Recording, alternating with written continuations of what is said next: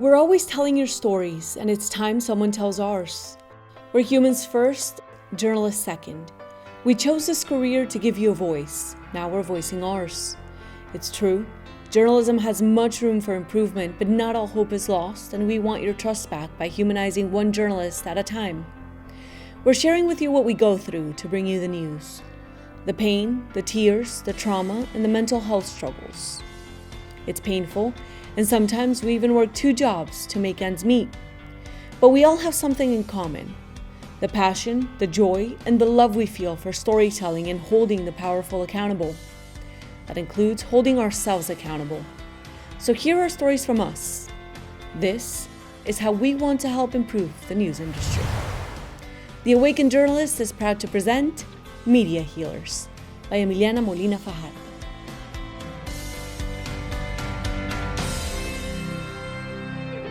Hi everyone, thanks again for joining us here at the Awakened Journalist with our special project called Media Healers. Today we are going to be speaking to Lizarraga. She's an Emmy Award-winning journalist.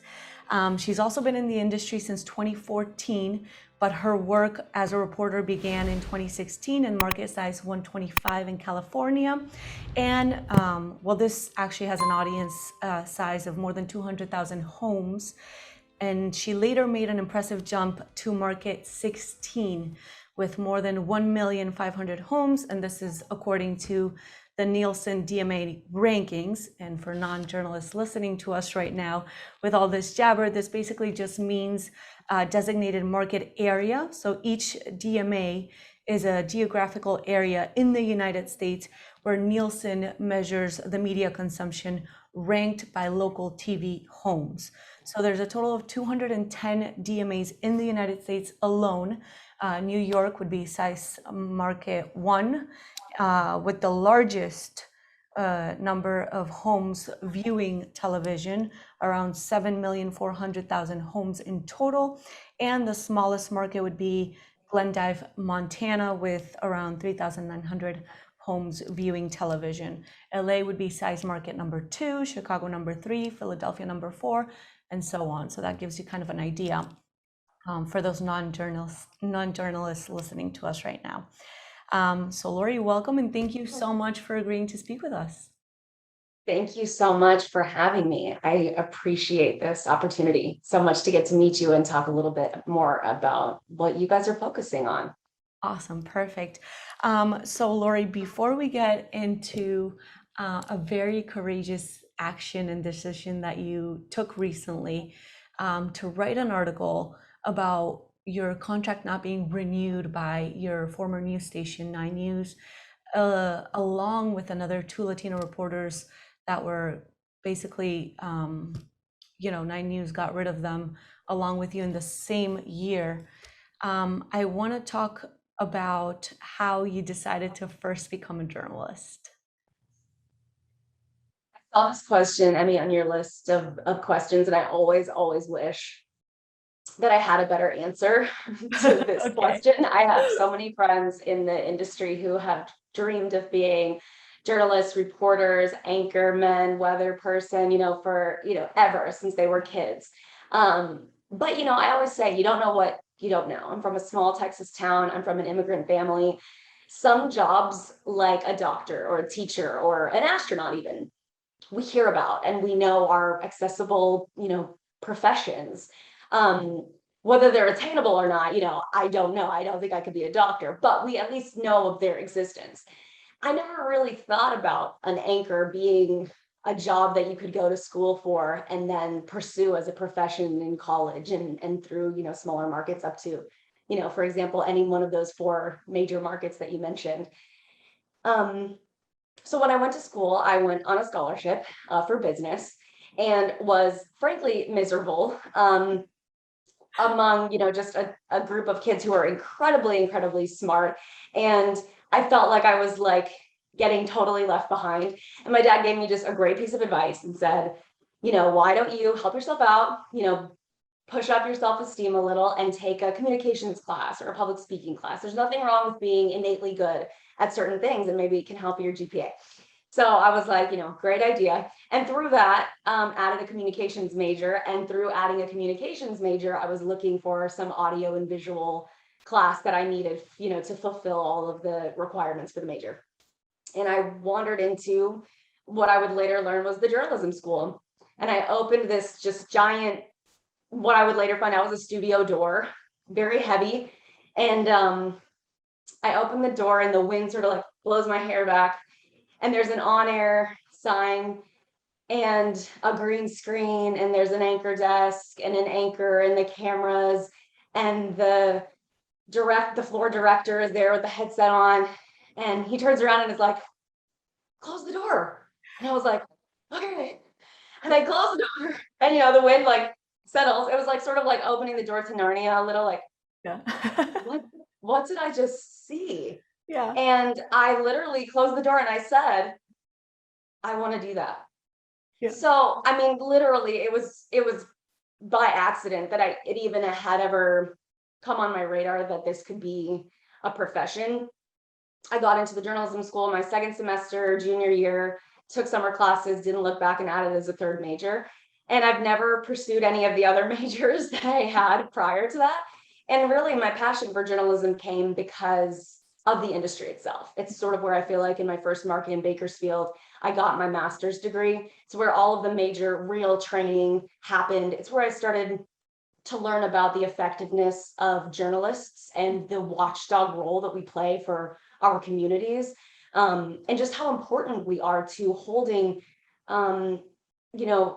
powerful people and powerful organizations and establishments accountable.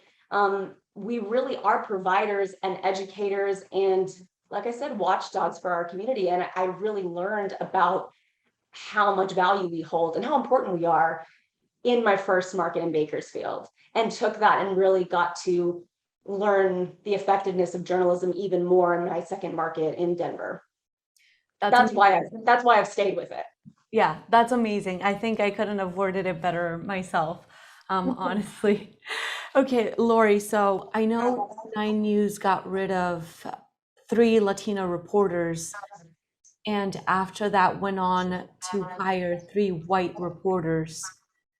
Do you think that was a coincidence, or do you think you guys were replaced by white reporters? They did hire what seemed to be, filling a quota, making sure that as we were on our way out, there were other Latino reporters on their way in.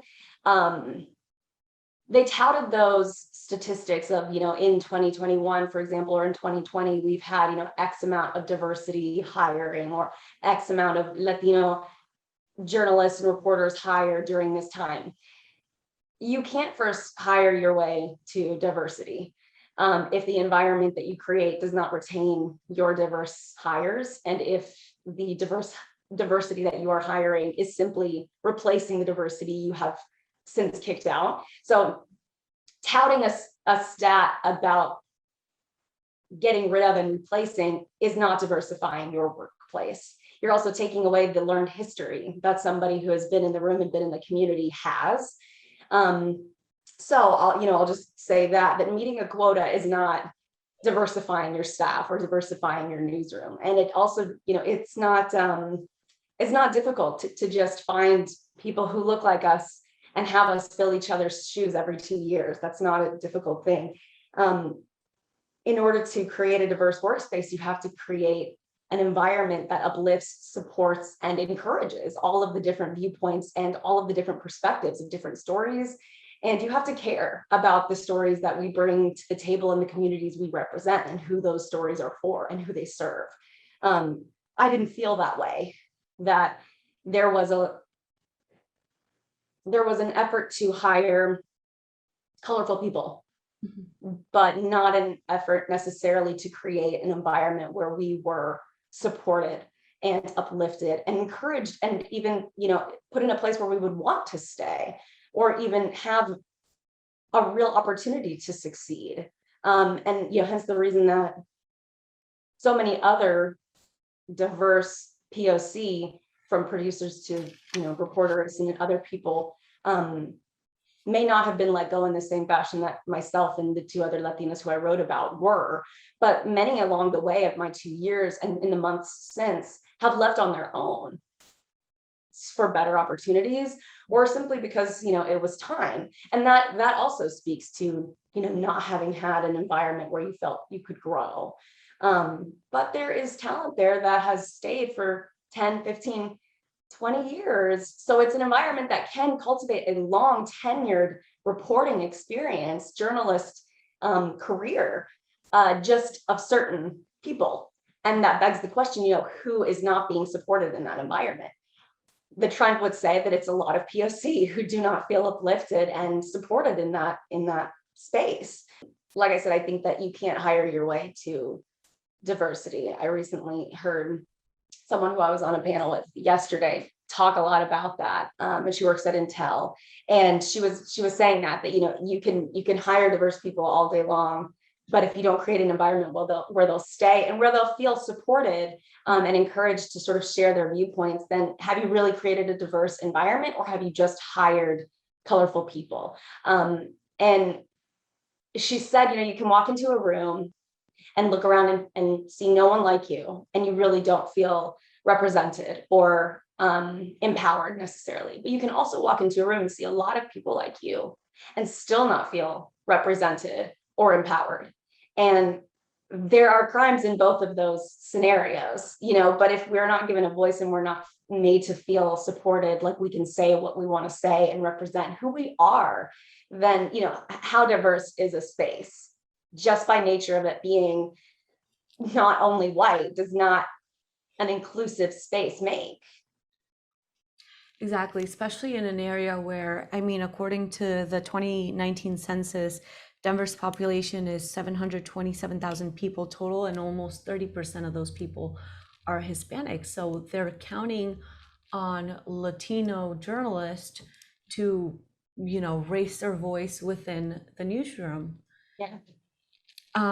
Lori, so I know that one of the struggles or challenges you had since you got into that newsroom was with the term illegal immigrants. Can you tell us a little bit about that and, how this all started for you? Yeah. Emiliana, when I was in Bakersfield in my first market, it's such a diverse place, but it's very close to the border, extremely, farm town, lots and lots of immigrants, lots and lots of Latinos, Hispanics, Spanish speaking communities. So I saw right away the first weeks on the job that some of my biggest successes were coming from the fact that I had shared experiences, common ground, that I spoke Spanish. It was all highlighted to me as a huge asset. What I was bringing to the table was incredibly important and powerful, and it showed itself all the way through the 2 years when I was in Bakersfield. In fact, one of my very last stories was why you shouldn't say just do it right when talking to an immigrant, or come to the country the right way. It was one of the very last stories that I did, and I actually was able to get people who were on their way to procuring their citizenship and just talked about the difficulties of getting their foot in the door with, immigration judges, and, just the horrible roadblocks and pathways that don't even exist to being able to become a legal citizen of this country. Yeah. I had never faced a struggle of verbiage. In my last market. So coming in Bakersfield. So in coming to Denver, it struck me right away within the first, 2 weeks of being at the station that I was in a very different place and in a very different environment in terms of my new newsroom in Denver.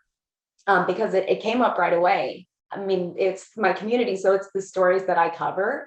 And I was doing a story with a student, a 17-year-old who was on his way to college and had written in the student newspaper, which, when I got to a new news market, I was subscribed to every single local paper that I possibly could, trying to learn what our community cared about, what was going on in just where I was. Like I said, Denver and Colorado, very new spaces for me. Yeah. And I had seen on the front page of the student newspaper that he had written about his difficult pathway to college and trying to create a future for himself without a social security number. Not just the task of being eligible to go to college, because he was. Yeah. That's hard enough as it is. Right. But just the difficulty of being able to be considered for acceptance at a college based on the fact that he couldn't even submit an application without a social security number in many cases. And just the struggle and how many roadblocks told him, like, stop even trying, and he continued to persevere. And the whole point of the article was to sort of encourage his, peers coming behind him, not to lose hope and to continue to believe that there are groups and organizations and changes being made that will afford them the opportunity and hopefully an easier pathway to a brighter future for themselves. It was beautiful and very brave of this student, considering, his status was in question, and he's a kid. And he was open about it. Was he able to go to college eventually? Yeah, he was. And that's sort of what he wrote about. It really was an inspiring story. So pitched the story, got green lighted, in our editorial meeting, went to go get the interview. We had to be very careful about what we were showing, how much of his name we used, things like that. But I mean, this is a student who was brought here when he was 2 years old to Colorado, to the States, and knows no other life, and really isn't fluent in Spanish, really doesn't know any other country as his home except for the United States of America, and Colorado as his home state. Okay. Wow. And we get back to the station, do this great interview, do this story, and my script just up and down, says things like undocumented or without, the correct paperwork. Was brought here as a child from, as a citizen of Mexico, but has never been able to get his, citizenship because, and go on to explain some of the reasons why, for example, DACA is a Band-Aid, but not a solution. So, but in all of these ways, I am never referring to this student as illegal, but that would never cross my mind anyway. Yeah. And I get my scripts back, and I have to have a conversation with my manager, because there are changes throughout where undocumented or any of those other ways that I describe him are all replaced with illegal, or in the country illegally, here illegally. And I mean, I remember telling my dad about this story a few weeks later when he came to visit, and he was like, "Are you trying to get fired? Can you not just go with the flow for a second? I'm like, you just started here. You can't get in flights already."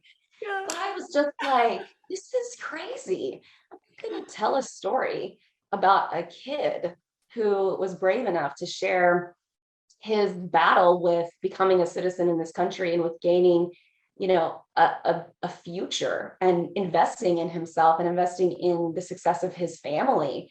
I'm not going to do a story on that person and sprinkle in illegal and calling him, a person illegal. But not to mention, this is a child, this is a kid. I'm not going to do that. I would never have my voice make that choice, to come here. The choice. I would never have my voice track that. I just wouldn't. But it also felt like a betrayal of the student, because we had agreed to do the story in the way that we had agreed on his terms, and on terms that I had agreed to, and that, in essence, then I had let the station agree to. And when I went to do the story, I was not aware of that guideline from 9 News. So I didn't go in there telling him that I would be referring to him in this way. And I wouldn't have pitched the story if, if I had known that would be the standard that I was going to have to use. So all in all, I definitely got in the back and forth conversation about not wanting to use that language. And at one point it was told to me by a manager, who you should talk to about this, because maybe I'm not explaining it right. Yeah. You should talk to one of our white anchors about this, because he is just a grammar guru, and he will be able to explain why this is actually more appropriate to refer to this person. And I just was sitting there like, I'm not having trouble understanding the grammar behind this. I am telling you, as a person who comes from an immigrant family, as a person who watched my grandmother and my mom get their citizenship within recent years, when I was a junior in high school, Yeah. who still has undocumented family in this country. I am telling you as a member of this community, not as a grammar guru, and not even really as a reporter in this moment. I am telling you as a representative of this community, I would never refer to anyone who I just mentioned as illegal. So I will keep that same standard for this student, because this is a person from my community, and I'm going to treat him with the same respect that I would want my family to be treated with. Yeah. But that was so, like, we were like ships in the night. Like, she was looking to give me a grammar guru, and I was looking to like explain just the essence of what it meant to me on a much different level. Yeah. And that story did not run that day. Eventually it would. Yeah. But we did not come to an agreement that day, and it would come up as an issue and really be a deterrent covering really any immigration stories in the future. I mean, it became, within the first 6 months, there was such a headache. You really have to choose when to pick your battles, and it would get to a point where some battles you would just stop picking. Yeah. Which is such a detriment and such a disservice to our communities, whose stories deserve to be told and whose faces really deserve to be shown in a different light than how they are so often portrayed. And that was not, only me who felt that deterrent of immigration coverage at the station, for sure. And how did you feel after that discussion with your managers, and once the story aired? Like, how did you feel personally? I left saying, I'm in a really white newsroom. And I think I would just feel that way for the rest of the 2 years. But I think that that's probably an oversimplification. You can be in a very Black newsroom or a very Latino newsroom. But if you guys are not hearing the concerns of the community, because we don't just represent Latinos in a newsroom, we don't just represent our white viewers, we don't just represent our Asian viewers, we don't just represent indigenous, we are a melting pot of the country. We're a diverse society, so we are tasked with representing everyone. And yeah, I think more than just being in a white newsroom, I was just in a newsroom that had just done it one way so long and wasn't looking to be sensitive to the communities that deserve sensitivity. Yeah. Or looking to change, their language at all. Did the story end up running with the term illegal in it? No, but I can't remember, and I have the link, so I should go back and watch it. I can't remember exactly what the ways were that we walked around it, but no, I mean, I've never tracked something like that. However, I have heard other, journalists have to do that and sort of just, bite the bullet, as they say. Unfortunately, I have heard that, but as I said, I think more than anything, what that did was really set a tone for what I would have to go up against if I wanted to get these stories on TV. And the worst is, this is such a community in Colorado, and I imagine that in many news markets, that's not the case for me in Bakersfield, but it was the case in Denver, that this is a community that already struggles to trust how they're portrayed, and if they're gonna do an interview or have their story be told. And so just the task of gaining the trust and getting the interview and getting someone to even want to talk to you and put their story out there and sort of start to educate our viewers who are watching, and maybe reframe a group of people who they've only had sort of one impression of. Just getting that interview and getting that agreement to do that story, gaining their trust, that's such a big deal. And you feel so proud of that. Then to undercut that with, oh, hey, okay, did all this work, gained your trust, really excited that you're going to do this, quick thing, gonna call you illegal in the story.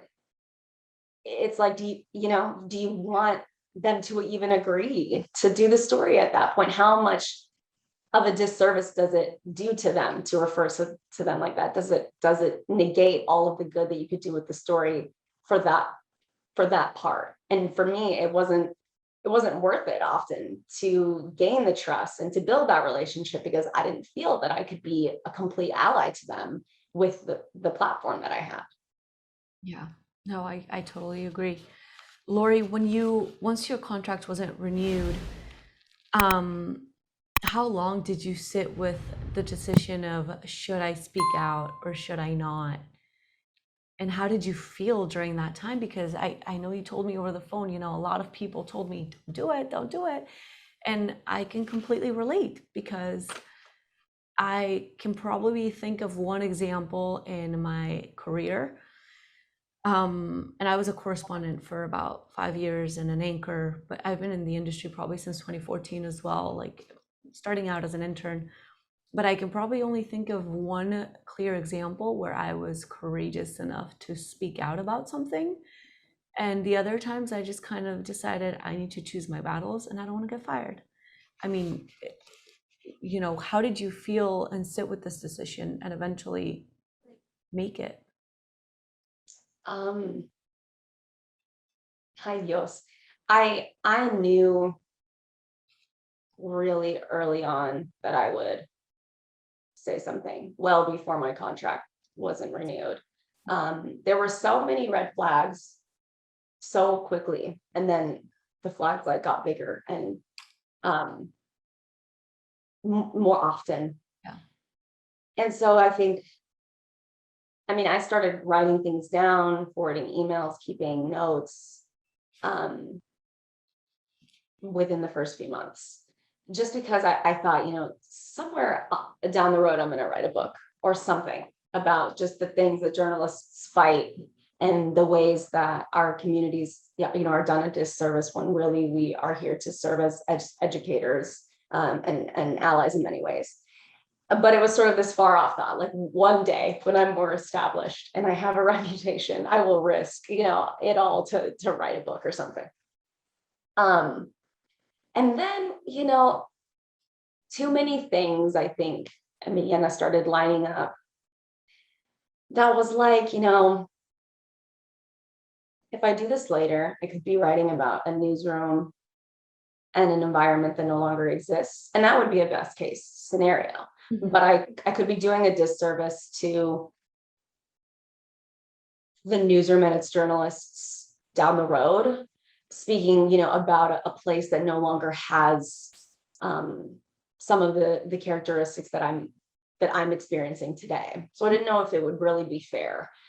But I also just, as a journalist, you get extremely involved with your community and with your stories, and I care. I'm a community journalist. It's what I do. I'm an advocate for these people, and I really didn't want them to feel like I left for greener pastures, especially when we were in the middle of such important work, in the middle of a pandemic, when our Latino, Hispanic community and Black communities were being just ravaged far and away more than our white counterparts by COVID.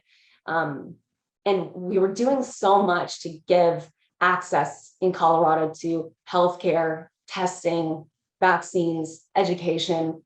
And we were seeing real partnerships come from the stories that were resulting in higher vaccine rates, more testing availability.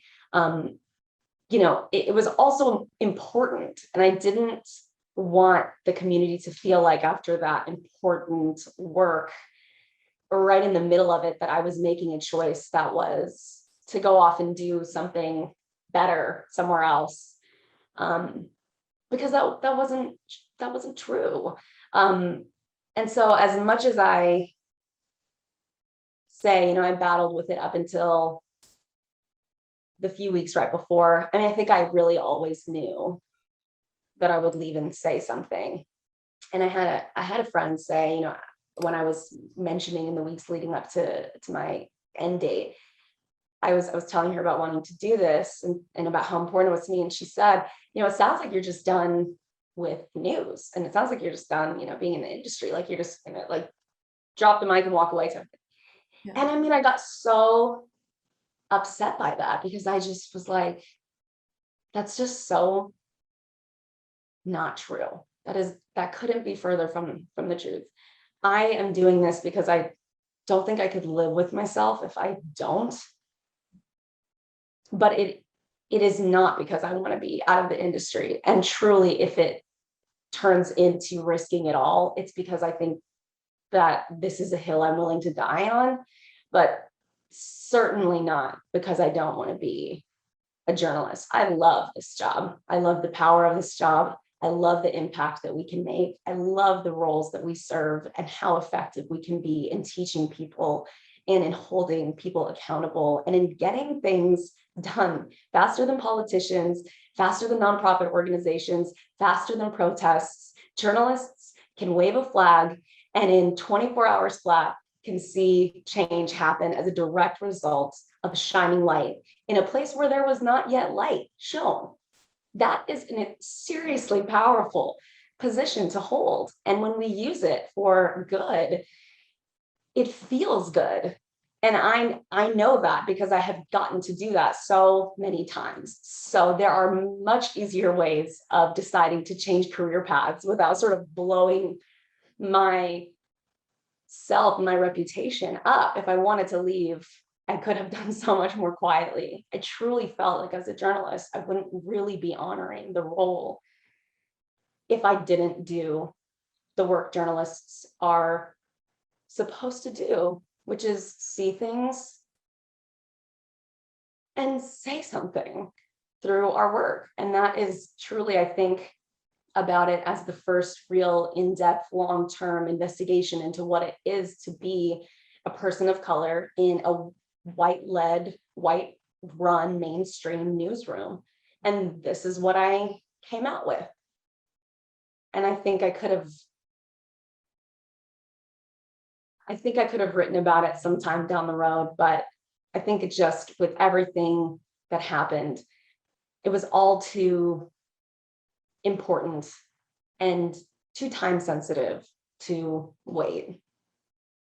And that's amazing, Lori, because speaking of, you know, the power that comes with being a journalist, with raising a platform, I think you really did a more than amazing job honoring that role by speaking out, by having the courage to say, okay, well, if I do this, these may be the consequences. And yes, maybe I won't ever get hired again in the news industry, but I can't live with myself. And I think this is the right way to go about it.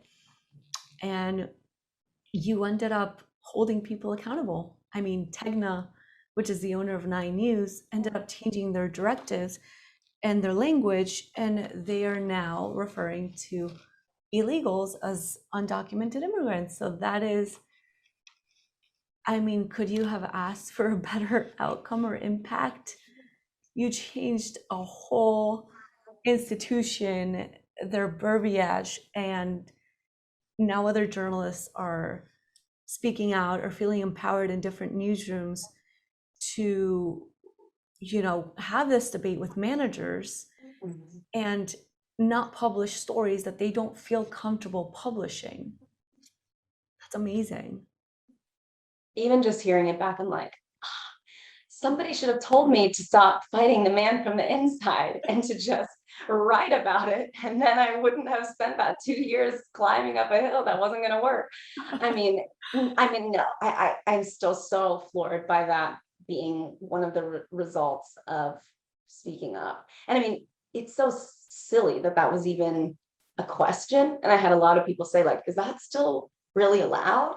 But I mean, yes, unfortunately. And amazingly, that change was made within like 3 weeks of the piece coming out because there was just too much traction with people, the National Association of Hispanic Journalists, namely, just being truly astounded by a standard like that. What happens when we're in organizations and establishments that don't get the mirror turned on them very often is that we get to continue walking in the ways that we have always walked. While people from the outside were really surprised to hear that that could possibly be a standard in 2021 at a major newsroom at a media company that owns, 5-6 dozen different newsrooms across the country. That can shock other people from the outside. But when the organization itself doesn't have a mirror turned on itself often enough, we can let troubling guidance continue to go on unchecked. And that really is what happened here. Without having diversity, not just in the newsroom, but up and down the ladder of leadership and in executive positions, what we found was that there wasn't a voice like this speaking up for this kind of change in the room at a much higher level sooner. But if there was someone like me or someone like any of the number of journalists who exist at any of the number of Tegna stations across the country, you can bet this would have been a conversation that happened in those offices earlier. It's just, if we're not there, we can't argue for this. I remember finishing up my 2-year contract, and it sort of was like this full circle moment for me, and a really good sort of push in the right direction to write the piece, because I just sort of saw history repeating itself. Young Latina reporter had been hired to replace me, and she pitched an immigration story, and the same subject on the meeting came up of just, hey, just make sure that we all know that our standard is X, Y, and Z. And, when we're talking about undocumented community, we say, here illegally, in the country illegally. And I remember texting her and just saying, fight that. Fight that. Do not make it easy for them to continue doing that. And she would later text me a screenshot. She had messaged, emailed a manager, just bringing it up. And the manager's response was, we're going to bring this to the company, and we're going to see if they have any updated guidance for us. And she said, I don't want to be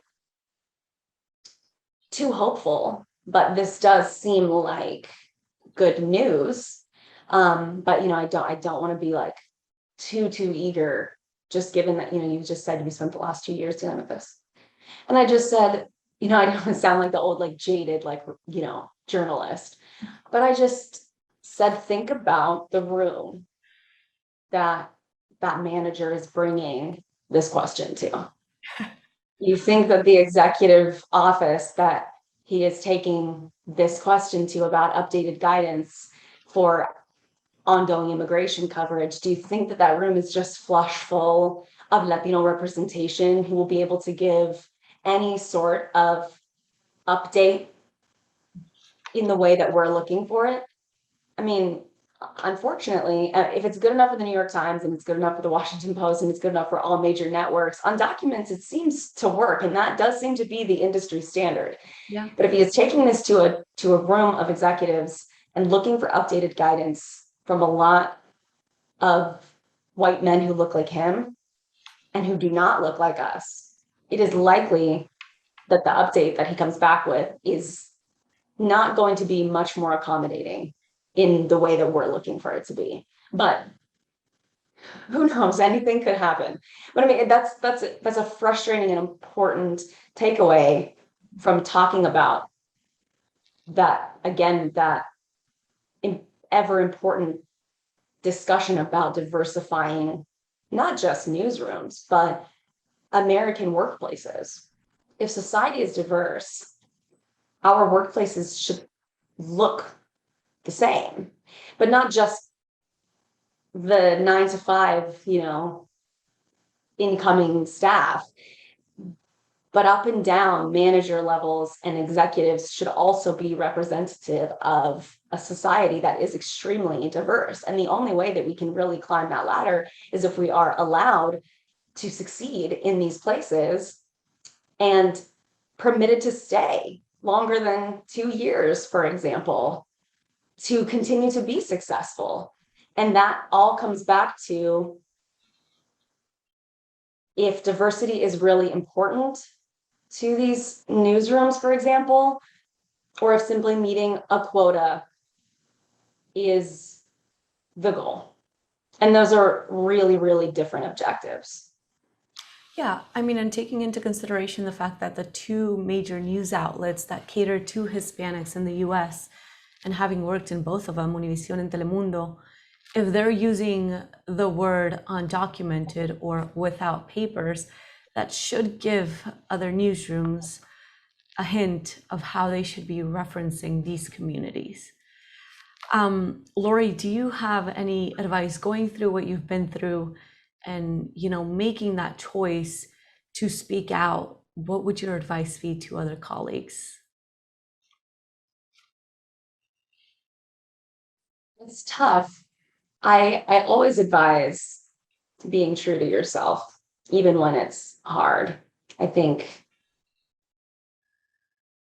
a lot of times it would have been easier to go with the flow and get into less arguments, or defend maybe fewer causes. But I think it was only so challenging because I was among the first who really decided to stand up in such a definitive way. I think if more of us are being true to ourselves, not aggressive, but just honest about where we can go, what we can do up to a certain point, what needs to be covered, what deserves coverage. If we're being honest about, saying there are stories going on in zip codes that we don't touch, and I want to know why, or I want to be consistent on this coverage, or if this story was happening 7 minutes up the road in a different zip code, we would have a reporter there, but we don't, because it's in a predominantly immigrant community or a predominantly Black community, or why is that? Yeah, I think if we are honest and if we hold our newsrooms accountable more often, more honestly, more candidly, then situations like mine won't be so jarring, because there will be more of us sort of doing it around every corner, where we're just in our ways holding our newsrooms accountable and making sure that our community has fair and equitable representation. That's my advice, is as much as we are tasked with getting along and working really hard and earning our places, for me, I feel I also have a duty stronger than that to my people, to where I come from, to my community, and to my family. And so while, yes, I want to be successful in this industry, I also won't bend who I am and where I come from to do that. And if somebody is trying to squish you into, fitting into shoes that hurt, say something about that. Don't feel like in order to succeed that you have to be quiet. That is the exact thing that we report about being wrong. So don't forget every once in a while to turn the mirror on yourself and on where you work, because the work that we do, we really do hold truth to power in so many instances. We forget that we can do that in our own lives and where we work. And I think the more often that we do that, the more we will be able together to change the standard for what's acceptable in newsrooms across the country. And I think that you are becoming a pioneer in that movement and in that change, especially for more Latino representation in the newsrooms. So I applaud you for that. And I think that, a lot of Latino journalists would agree that, oh my gosh, you literally just had the courage to do something plenty of us had not had the courage to do. So I thank you for that. And Thank you. one of my questions is basically, what would you change in the news industry? But you already changed something. You're continuing to change something. So I guess I'll just ask you, what else would you like to change? Or what I'll say too is in terms of, you're right. I do love to talk about more Latinos in news and just, more POC in news. But I mean, we have to also remember, they're not doing us any favors. We are a huge population in this country. We represent major, major issues. We can turn an election on its head. We represent such vital parts of keeping the economy going, of the workforce, of just beautiful culture, stories, families, public education system. I mean, we are in everything. And us being afforded the chance to be more represented in newsrooms across the country, that's not them doing us any favor. We are very much essential to the success of every industry, including news. And having us means more relationships with a community that is going to increasingly need coverage, because I'm one of 5 kids. My dad is one of 6. We don't have necessarily small families.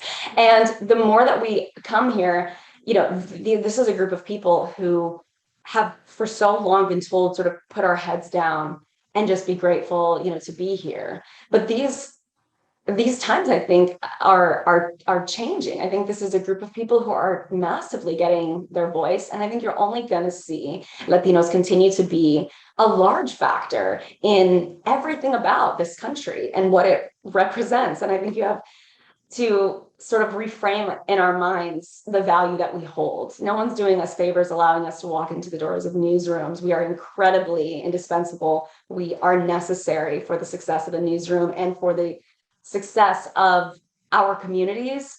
Having representation, it just goes together. So I think that's a point that I like to try to make as often as I can. I think we feel sort of like we're just lucky to be here still and have that mentality, but we are very much the push that every industry is going to be looking for. And we are shimmying our way into having space at the table, and we're over here building our own chairs, and we're not waiting for somebody to get out of there so that we can, fill it. We're assembling the chair and squeezing it in between so that we can have our spot if that's what it takes. I mean, we are a powerful people, and we will only continue to see that in this country. And I don't want our community to forget that no one is doing you a favor. If anything, you are the necessary piece to the success of a newsroom and to helping your community with the coverage that you bring to the table and the perspective that you have, the lived experiences, the shared experiences. Often stories in my work would not have been covered if not for me knowing to even look for that happening in the community. And I remember I had a news director say in Denver, how did you even know to look for that story when doing a large series on the underserved communities during COVID? How did you even know to look for that? And I just was like, you don't know our community at all. Otherwise, you wouldn't be asking that question. You would also know.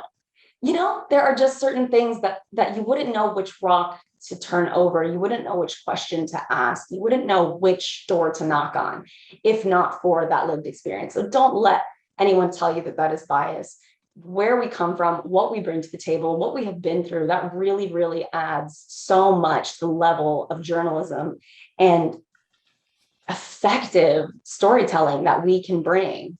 And I just want to continue empowering our community and our community of journalists to know their worth, because we really, really do hold so much value, and we'll only continue to see it be necessary for the success of any major American newsroom going forward. I truly believe that. And not only that, but to know that they deserve to be there. And I think proof of that is the fact that a lot of ratings in mainstream media are slowly declining, while Hispanic newsrooms like Telemundo or Univision's ratings are increasing. I mean, just last week, I actually spoke to my former news executive producer, well, actually news director for Telemundo, Pedro Calderon, and he mentioned that he was able to surpass the ratings in that local market and got ratings above NBC. Wow. Congratulations. That is so amazing. That is amazing. So to know that Telemundo is getting more views than our parent company, or well, former parent company where I worked, than NBC in local markets like San Diego. I mean, just wow, that tells you a lot. It does. That's incredible. And I mean, wow, I never ever would Even have imagine. thought that that could be, yeah, that's just so incredible. And you're right, it shows, it shows a lot about, who is watching the news. Yeah. And especially, for news outlets that go so much by their ratings and make decisions Right. according to ratings. Lori, so, aside from changing things or wanting to change things in the industry and wanting to become a voice and empower more Latinos, what's next for you? What would you like to do? Great question. Figuring that out. Over the last, 2 months post piece, I mean, I have to say, because I just can't say this enough. Just thank you to the people who I know shoulders I am standing on. I know that there is a version of this where I put this piece out and I am not nearly as well received as I have been. And I know that there have been people before me who have done risky things like this and been a whistleblower or spoken their truth and tried to hold truth to power and have not had nearly this kind of success or nearly this kind of support. I know that the reason that I have been so fortunate and have been believed and have been able to see this kind of progress is because of people who came before me and have been working to make this the new standard. And I'm just so grateful to all those people who I know and the hundreds of others, thousands of others whose names I will never know. There was so much preparation on my part leading up to the piece coming out of me thinking, I'm gonna lose my career, and preparing for, the trolling and preparing for not being believed. And that has so not been the scenario once during this whole experience. And I just, it is so not lost on me how profound that is. And it really is, while we have so much further to go as a society and in newsrooms across the country, it is such a good sign of where things are changing and what new standards are being formed right now by us. And I hope that it does empower other journalists to be loud, to be honest, to set small, elegant fires where it's worth sort of blowing up the old ways and letting the possibility of new and better be what grows in its place. Don't blow a place up. Don't light yourself on fire. No, I love that. But Small, elegant fire. Very contained, try not to let it get to wildfire size. But don't stop. I think, having that mentality of there are things that are worth sort of taking down and rebuilding. And I think the organizations who have come behind the piece in the last 3 months, like the ACLU and the National Association of Hispanic Journalists, those organizations and many others being very vocal and very supportive and honoring the piece and awarding the piece in the last 3 months. I think what they're also doing is sending a very clear signal about the level of support that they have for what I've done, but also about sort of where they stand on what will happen if something like this, I think, comes out again, be it from 9 News or from any other news organization. They're saying that they expect better and that they don't want to see this continue to be the trend, which means a lot of newsrooms have a lot work to do, for this not to be something that we see happen again with another journalist in a similar story. And so, what happens next for me? I mean, the last April and May have been dealing with the fallout of the piece, which has been very exciting, but a little overwhelming, admittedly.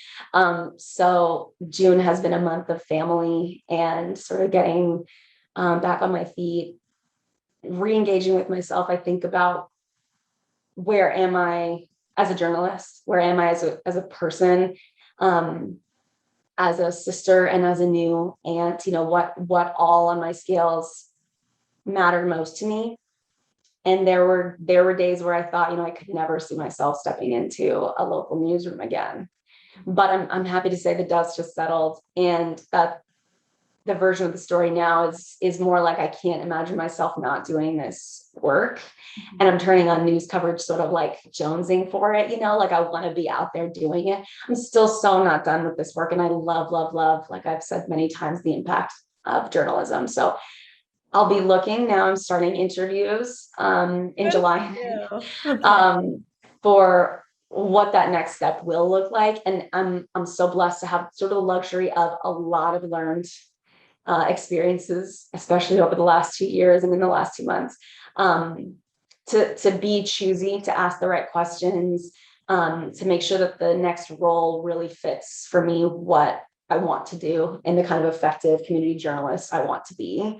I think, when I went into Denver, I didn't ask a lot of the questions that I should have. And I know better now of what to look for. It's not just about a big name or, a reputation of a station that precedes itself. There is so much that will factor into the success, of any reporter on a daily basis. And if it's, the desire to cover, for example, race, diversity, equity, inclusion, whatever that looks like for you, if it's politics, whatever, I feel like I have a better understanding for myself now of what I care about and what I'd like to continue advocating for as a journalist. So I'll be looking for roles that really allow me to do that. That's where the work that I have done so far has been the most successful, and it's where I personally get the most out of this job. So we'll see what that next role looks like. But I'm really happy to say, Emiliana, that I do still have so much more to do in this industry. I was worried that I had sort of been broken by it a little. Time off is crucial. Allowing yourself the opportunity to heal, to recalibrate, to recenter, to validate the ways that you've been drained in, any number of ways that journalists are. And then to sort of rebuild, and instead of trying to, I said many times, I felt robbed of happiness, joy, credibility, strength,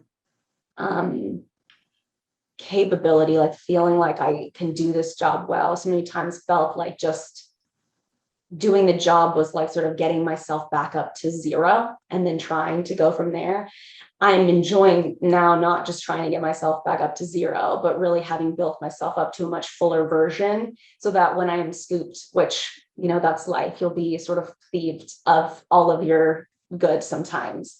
But I'm glad that the well has been filling up so that there is more to scoop from. I thought for a long time, that I would never get there. But time off has been crucial. And like I said, recentering has really helped to fill up my well-being with my family, doing the things that are important to me. And I'm so, so glad I still have that deep urge to go read through some paperwork and like turn over some shit somewhere. So I'll be definitely itching that desire very soon. It'll just be a matter of finding the right fit, which I'm looking forward to finally, and I'm really happy about that. That's amazing, Lori. Well, I trust that you're going to do amazing. I am following all of your work. I cannot wait to see where you end up, and I know you're going to do huge things. I mean, you already have. Thank you so much. And thank you for this. This is fantastic. And this opportunity for all of us to hear more from each other, just about the real world of journalism, and what it requires, because it's a job that takes a lot from us. It's nice when we recognize there's a big community of us who feel the same way, so you're not alone. This is beautiful, what you're doing, connecting us in this way, and it means a lot, so thank you. Thank you. That means a lot to me. Journalists, this one's for you, to help you heal, to help you understand your worth, and to help you know you're not alone. So share the love and subscribe to Spotify and YouTube, and follow us on Instagram. The Awakened Journalist is proud to present Media Healers by Emiliana Molina Fajardo.